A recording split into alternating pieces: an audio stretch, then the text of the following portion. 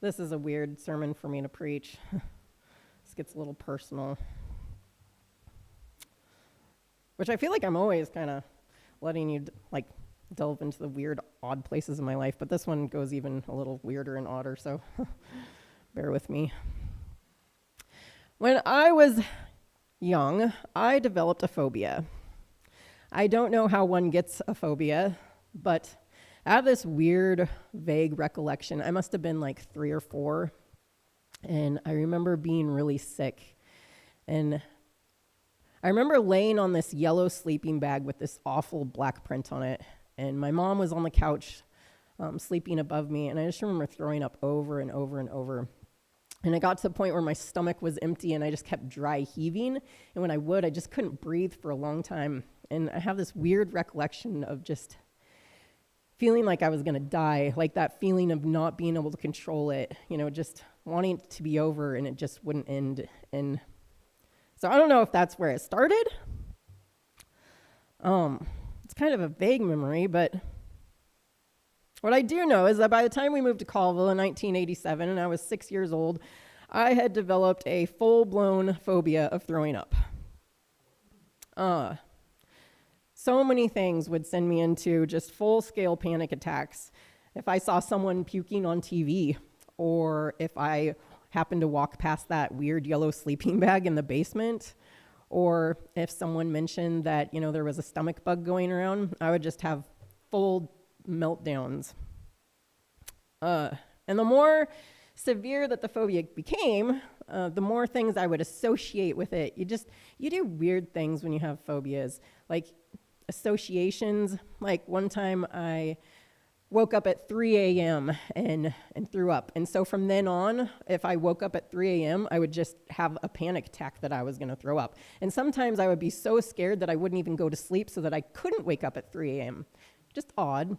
Or one time I threw up after eating tacos, and to this day, if I eat tacos, this fleeting thought goes through my mind of, am I going to get sick later? Just weird things. Phobias can make you spiral into constant fear and terror of totally irrational things. Totally irrational. I completely know that. And that is where I lived most of my childhood. And that fear and terror can make your mind do just really weird things. I would get superstitious about things, create these weird rituals in my head, just weird stuff. And I would wake my mom up almost every single night. Every single night I would wake up having a panic attack, and it'd be so bad she'd have to come in my room, and sometimes they'd last a couple hours. I have no idea how my mother survived my childhood. She would come in and she would read me Psalms, and she would pray over me. Sometimes they'd be so bad she'd have to take me on car drives just to get my little brain and body to relax enough to go back to sleep. I don't think that poor woman slept. Sorry, Mom. I would tell her sometimes, Mom, it feels like there's a little demon perched on my shoulder, and it's just swirling its finger around in my mind, just filling it with all these bad, terrible thoughts. And so she started teaching me how to underline verses in my Bible and claim promises. Psalms 32, "O Lord my God, I called to you for help and you healed me." Or Psalms 103:3, "Who forgives all my sins and heals all my diseases." Psalms 3:5, "I lie down and sleep. I wake again because the Lord sustains me." Psalms 4:8, "In peace I lie down and sleep. For you alone, O Lord, make me dwell in safety." Psalms 118:17, "I will not die but live and declare what the Lord has done." I would memorize those, and I would just chant them over and over in my head. And by the time I'd gotten into junior high, I weighed next to nothing.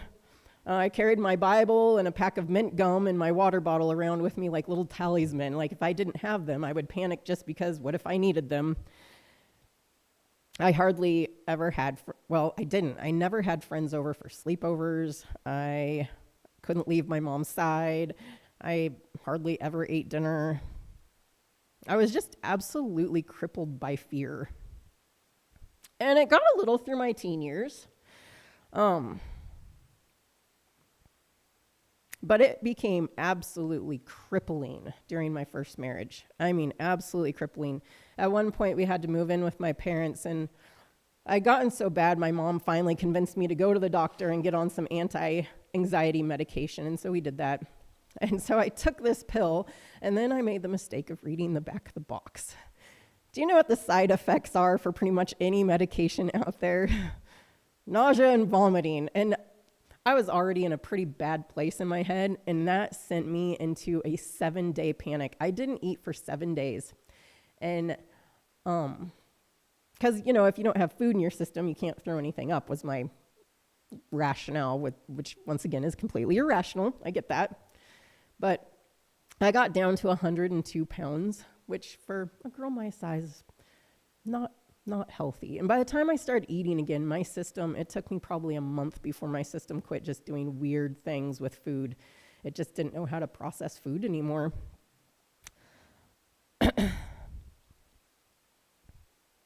I had heard a quote in a movie once that said, you're not living, you're just not dying. And I think that's kind of where I was at. I wasn't living, I just wasn't dying. But as my marriage ended, oddly enough, my phobia and fears kind of got a little calmer. And it was still there, just in a manageable amount. And it stayed that way for a long time. But only if something triggered it. If I was in close proximity to someone who got a stomach bug, I would have a panic attack. But that was kind of it. Otherwise, it quieted down quite a bit. And that's kind of when I got into a rebellious phase in my life with a lot of partiers, and they helped kind of desensitize me to throwing up a little bit. So there's that. But I eventually moved back home and got a good job with the Forest Service, and life was pretty quiet and pretty peaceful. And I met this very nice, hairy man who thought I'd be okay to marry. And one of the things was it was very important for him to know before we got married that I have panic attacks, and to know that he was going to treat me with kindness and all of that. And so I told him I get panic attacks, and then he goes, "Oh, me too." There was even one time we went and had a panic attack together and took a walk around the block, and I thought, okay, we can do this life together, and we've kind of been helping each other through panic attacks ever since. But when you get married, eventually you have the conversation of, are we going to have children? Well, back when I was in junior high, my sister had her first kid. And when he was 2 years old, he got a stomach bug that he gave to my sister, who happened to be headed off to a teen retreat with other teens. And in one weekend, it was 25 people out of 30 spent the entire weekend puking on this remote little island that you could only get on or off of by boat with one pit toilet. And I decided right then and there, I would never have kids. Never. When you have a phobia of puking, pregnancy and child rearing are about as close to hell as you can possibly get. If you can somehow get lucky enough to get through pregnancy with no morning sickness and all the labor, you now have a decade of your life where you are constantly around a little germ bag who is like a minefield of germs, and coming out of that unscathed is pretty much impossible. Am I right? So Ben and I talked it out before marriage, and both of us were okay not having children. We had lots of nieces and nephews, and he had kind of raised his brother when he was younger, and it was a rough experience for him. And so we were both kind of like, yeah, we can do life without kids. Not everybody has to.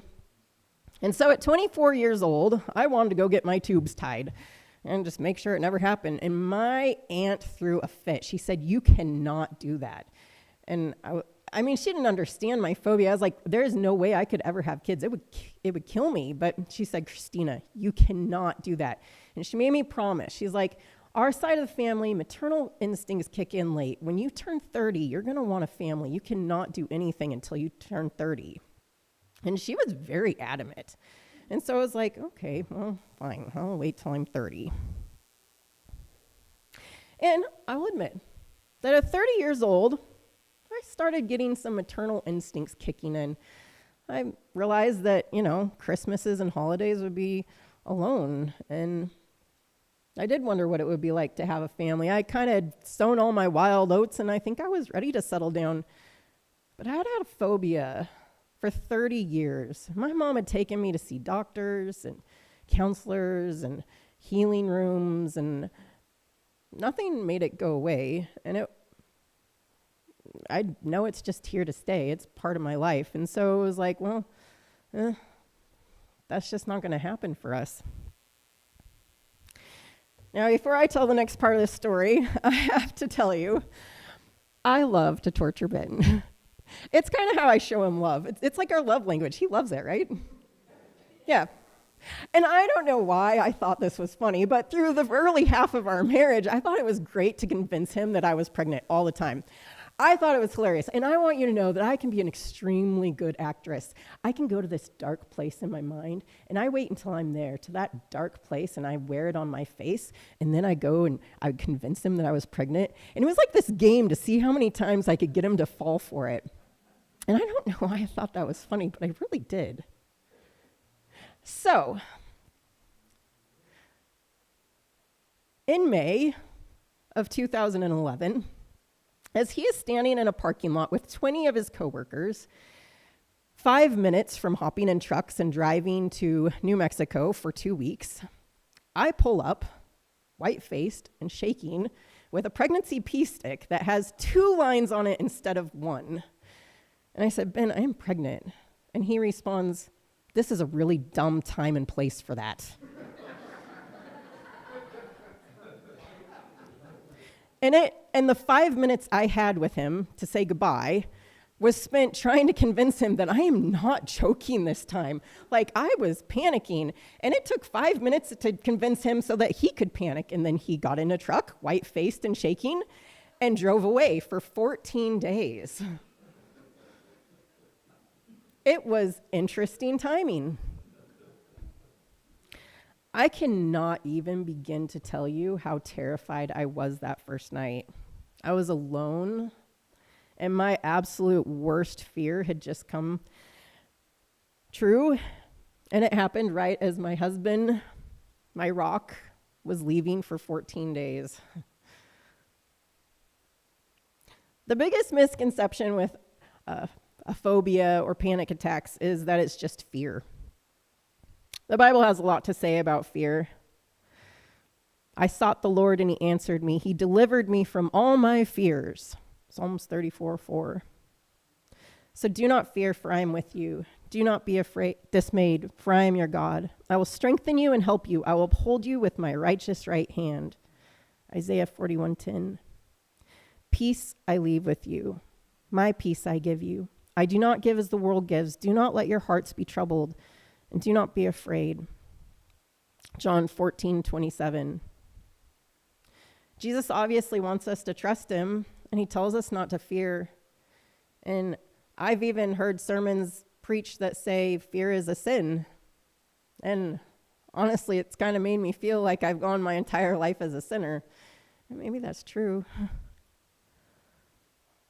But the misconception comes in thinking that it's fear that's felt during a panic attack. And I can tell you that it is not fear. It is sheer terror. Irrational, but it's terror.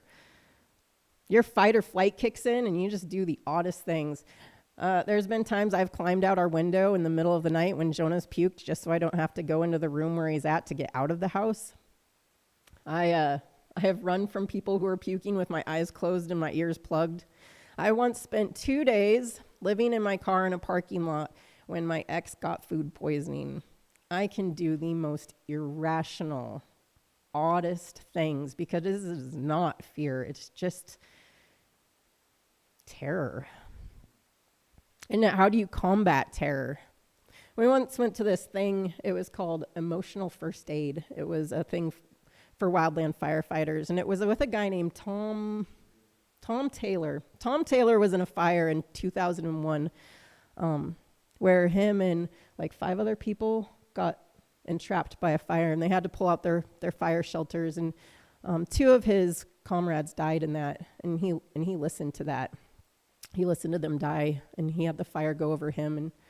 And so he did this thing on emotional first aid where he said, nowadays, when even just a warm wind touches the back of my neck, it can send me into a full panic.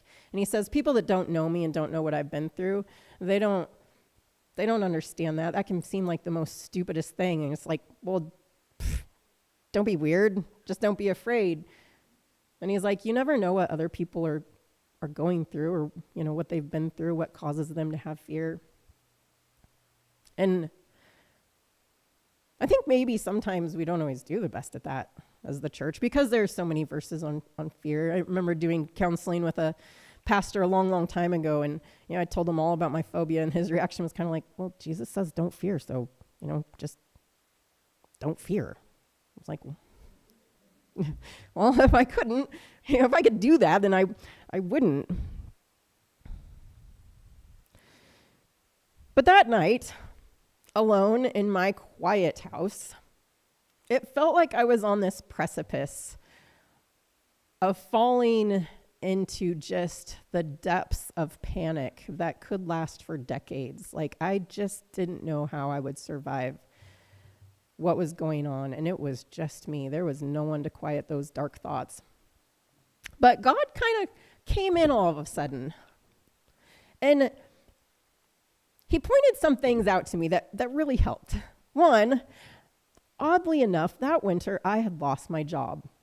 I was running the youth trail crew, and the lady who put in the grants for the funding had moved away, and nobody took that back up, so there just was no funding for the youth trail crew. And so they'd offered me another job as leading like a adult trail crew, but they would go into the wilderness for 6 days at a time and then come out for 4, and I didn't think that sounded very fun. I didn't really want to do that. And so I didn't take that, and there just wasn't anything available. And so I had no job, and it was one of those things where it's like, man, what am I going to do? But I felt all winter in the back of my mind like God was like, hey, I'm about to do something new. Just hold on. The other thing is, that all happened when I was 30 years old, just like my aunt had said. And I know this next one sounds silly. No one's going to understand it but me. But, I'd always joke around. If I ever got pregnant, I'd want to get pregnant in May, because then I wouldn't have to go through the hot summer, big as a beached whale, trying to stay cool. It was all these little things, these little jokes that I'd kind of joked about over the years. And God made each one of those happen just perfectly. And that night, he kind of pointed that out of like, hey, I have met all your criteria. Know that I am here with you. And there was instantly this calm peace about it that I don't know that I could explain to anyone else. But I just know in that moment, God gave me absolute peace. And I kind of think he orchestrated Ben being gone, because if Ben was around, I would have relied on Ben as my comfort and my strength, and that would have been okay, but he can only do so much, right? That would have only taken me so far. I think God knew that I needed to be alone so that I would hear his voice instead of anybody else's. And guess what? He kept his promises. I went through my pregnancy amazingly. I think I felt better during pregnancy than I did not pregnant. No morning sickness. And now I suddenly had a reason to eat for 2, and I could take naps whenever I wanted, and no one could judge me. It was pretty amazing. It turned out to be pretty okay. And labor was pretty horrible. He's got a head the size of a watermelon. It was 24 hours of natural labor followed by a C-section. But you know what? I never got sick. And that's pretty amazing. God did some pretty cool things bringing Jonah into this world. And the way he did it just let me know that he was there. He had a plan all along, and this is what he wanted. And that gave me peace like nothing else I can describe. This week, as I was praying about what to preach about, the song "It Is Well" started flowing through my thoughts. When peace like a river attendeth my way, when sorrows like sea billows roll, whatever my lot, thou hast taught me to say, it is well with my soul. And when I think about that song, this story is what comes to mind.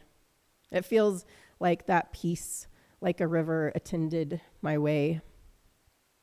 And in that God was teaching me in the future that no matter what my lot is, I can say it is well with my soul. Because he brought me through absolutely terrifying things. And I know that he could do it again. This week I've been reading through Romans, and Romans 2:4 says, "Don't you see how wonderfully kind, tolerant, and patient God is with you? Does this mean nothing to you? Can't you see that his kindness is intended to turn you from your sin?" Usually I interpret sin as, gossip or slander or murder or hatred or things like that. But as I pondered the line in the song, he has taught me to say, "It is well with my soul." I kind of think it's the same thing as, can't you see that his kindness is intended to turn you from your sin?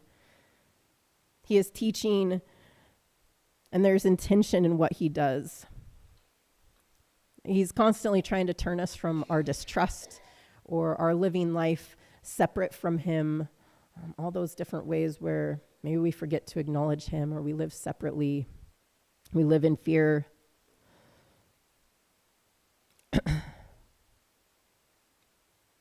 He woos us away from our life lived apart from him.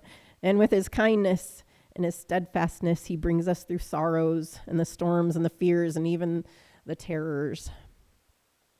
Like he teaches us to trust through his kindness when the peace is attending our way, so that in the times when sorrows like sea billows roll, we can look back and remember that he has the ability to work mighty miracles on our behalf and to bring us through the storms of life.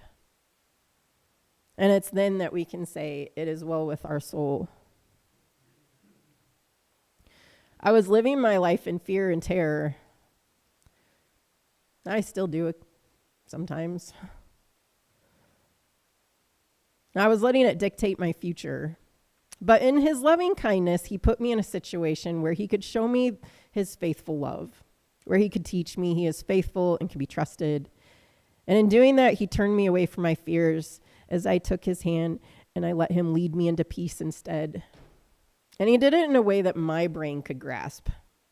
And I think back on that time, what I remember most is just the peace that he gave me. So I don't know what lies ahead for all of us. Life is very uncertain. And we can go through hard things that cause fear or terror, or panic, things you don't want to go through. But I hope this story somehow encourages you that even if you face those things, God can do mighty acts on our behalf. I was reading in Romans 4:17 just today, and it said, this is what the scriptures mean when God told him, "I have made you the father of many nations." This happened because Abraham believed in the God who brings the dead back to life and who creates new things out of nothing. And in our scariest situations, I think that is who God is. He's the God who can bring things back to life and create new things out of nothing. And so I guess I just hope that no matter what we face in the future, that you can do it with certainty that God can bring you through it with peace. And in that peace that he's teaching you to trust him and to say it is well with your soul. So I asked Angela if we could conclude our service by singing It Is Well.